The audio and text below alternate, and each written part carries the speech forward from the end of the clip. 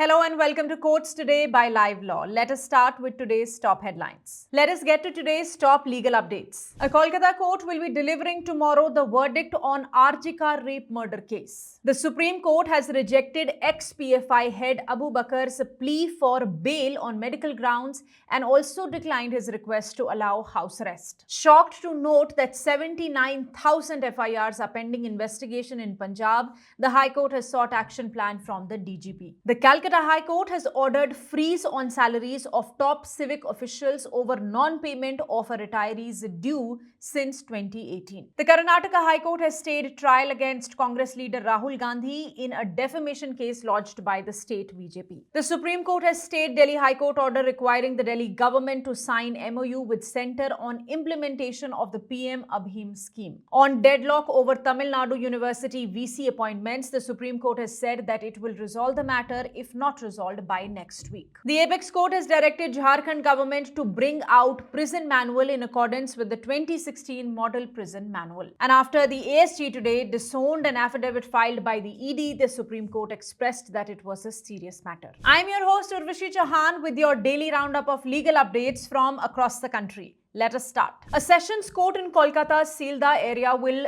deliver tomorrow its verdict on the gruesome Arjikar rape and murder case where a trainee doctor was raped and killed after completing her night shift at the city's Arjikar Medical College and Hospital. The incident, which occurred in August 2024, caused great uproar across the country, with the High Court transferring the matter to the CBI, which filed its charge sheet before the sessions court. The matter even went up to the Supreme Court, which took it up suo motu to frame guidelines for workplace safety of doctors and to monitor the investigation. In the aftermath of the gruesome incident, various cases were filed before the Calcutta High Court, which handed over the investigation into the alleged corruption by former principal Sandeep Ghosh also to the CBI. Cases were also filed against the officer in charge of the jurisdictional police station who had registered the case as one of unnatural death, pointing to the fact that the victim may have committed suicide in alleged connivance with the former principal. However, since the CBI was unable to file a charge sheet in a timely manner against the principal and the OC, they were granted bail. Therefore, the only remaining accused in the case against whom charge sheet had been filed by the CBI is principal accused Sanjay Roy. Tomorrow, the Sessions Court will deliver its verdict on the involvement of accused Sanjay Roy in this rape and murder case. Stay tuned with Live Law.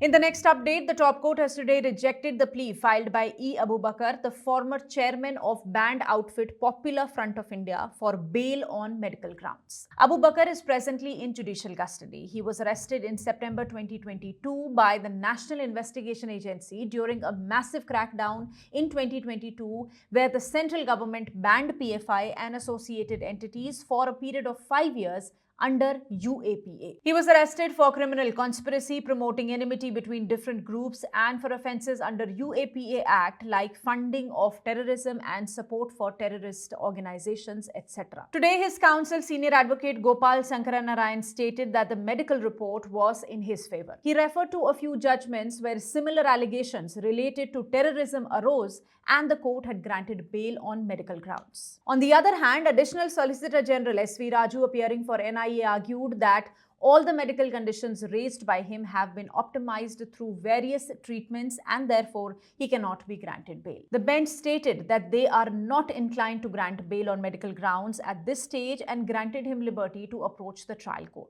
The court also rejected his alternative request for house arrest. Expressing shock at the staggering figure of 79,000 FIRs in Punjab still awaiting logical conclusion despite lapse of statutory period, the Punjab and Haryana High Court has sought action plan within a period of 2 weeks from the Director General of Police, Punjab. The court was hearing an application filed by one Saraj seeking revival of his main petition, which was dismissed in September last year, on the assurance given by the Punjab government that the investigation into an attempt to murder FIR would be completed within 1 month. In pursuance of court's direction, Senior Superintendent of Police had filed an affidavit Perusing the same, the High Court said that there was no explanation for why the investigation was delayed and a challan was not filed so far in this FIR registered way back in July 16, 2021. While noting the delay in the investigation, the court last month had directed the DGP to provide details of all FIRs pending within the state of Punjab, where investigations have not been completed. The affidavits submitted now included a district-wise breakdown of the FIRs, revealing that over 10,000 FIRs in the state are still pending investigation despite the lapse of the prescribed 90 days period within which the investigation agency is required to submit a final report. The state also submitted on record that 79,000 FIRs are pending in similar circumstances where the stipulated period for submitting the final report has already expired. Justice Sandeep Mudgil thus has called upon the state now to submit an action plan within a period of 2 weeks, which shall depict the date of the FIR, the time prescribed under the code for completion of the investigation, and the proposed time frame to conclude the same. The matter is listed for 30th January now for further consideration. Moving ahead, the Calcutta High Court has ordered a freeze on salaries of Executive Officer and Finance Officer of Murshidabad Municipality due to non-payment of pensionary dues to one of its employees since 2018. The court also directed that the honorarium paid to the chairman of the municipality be withheld till the entire dues of the petitioner were cleared with interest. A single bench of Justice Amrita Sinha noted that she had exercised great patience with the alleged contemners and that such liberty could not continue to be extended since the petitioner had retired in 2018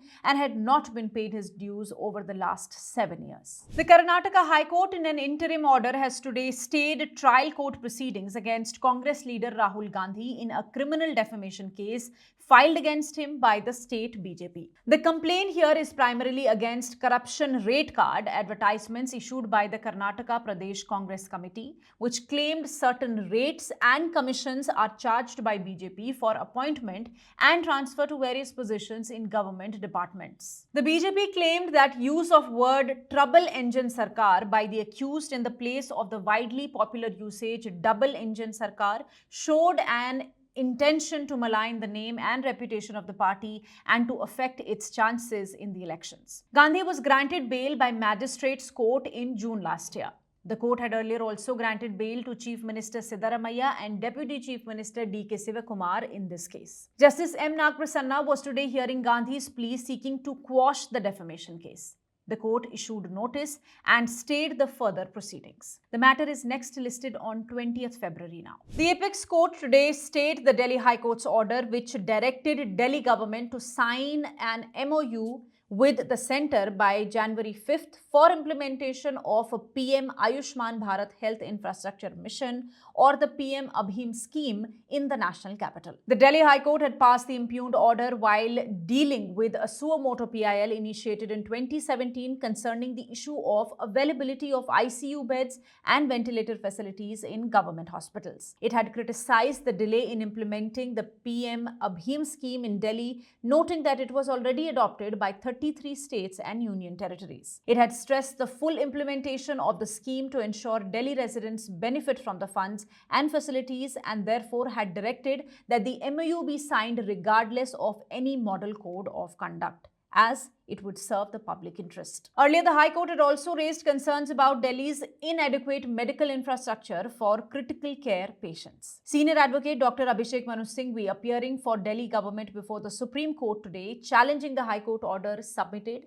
that the powers of the centre are limited to matters under entries 1, 2 and 18 in the state list, that is, public order, police and land. However, the High Court through the impugned order had redefined powers of the government in regard to the health sector. Singhvi questioned the High Court forcing the Delhi government's hand to sign the MOU, which is a policy decision, and if signed, the government of India would bear 60% of the capital expenditure and Delhi government would bear 40% but 0% running expenditure. He further claimed that reach and coverage of Delhi government's own scheme is much larger. After hearing the submissions, a bench of Justices B.R. Gawai and A.G. Masi issued notice on the plea, directed a stay of the impugned High Court order and and has sought centre's response. In the next update, the Supreme Court has orally said that if the issue regarding appointment of vice chancellors in Tamil Nadu universities are not resolved by the next date of hearing, then the court will resolve it. Two writ petitions filed by the state of Tamil Nadu against the actions of Tamil Nadu governor were listed before a bench comprising Justices J.B. Pardiwala and R. Madhavan today. The petitions were orally mentioned in the morning itself, seeking adjournment. Two petitions have been filed by the state of Tamil Nadu in the Supreme Court. In the first matter against the sitting governor of Tamil Nadu, Dr. R. N. Ravi, the issue raised by the Tamil Nadu government is that the governor has been sitting over several bills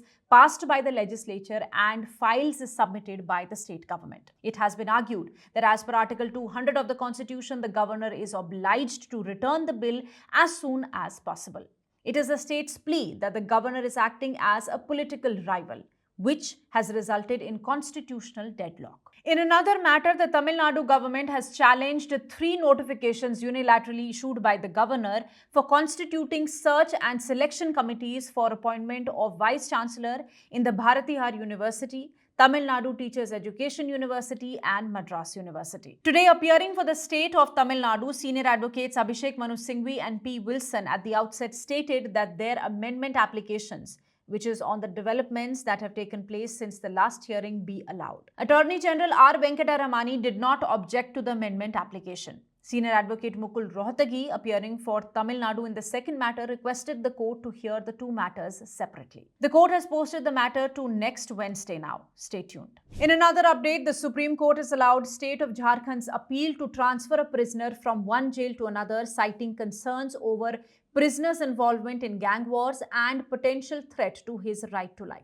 The Supreme Court overturned a previous decision by the Jharkhand High Court that had stopped the transfer, which was from Lok Narayan Jayaprakash Narayan Central Jail in Hazaribagh to Central Jail in Dumka. The High Court had initially quashed the transfer order after reviewing the prisoner's behavior, which was reported as satisfactory, and noting that he had been in jail for over 7.5 years. The High Court found that the justification of gang wars was not strong enough to warrant the transfer, especially since the jail's superintendent provided a favorable assessment of the prisoner. However, the Supreme Court bench of Justices J.B. Pardiwala and R. Madhavan has now held that under Section 29 of the Prisoners Act, the state government has the authority to transfer prisoners for reasons including security and administrative concerns. The court emphasized the need to ensure the prisoners' fundamental rights and directed the Jharkhand government to adopt Model Prison Manual 2016 for effective prison management. At one of the Supreme Court hearing today, Additional Solicitor General S.V. Raju, appearing for the Enforcement Directorate, made a startling submission. The bench of Justices Abhay S. Oak and Ujjal Bhuya was considering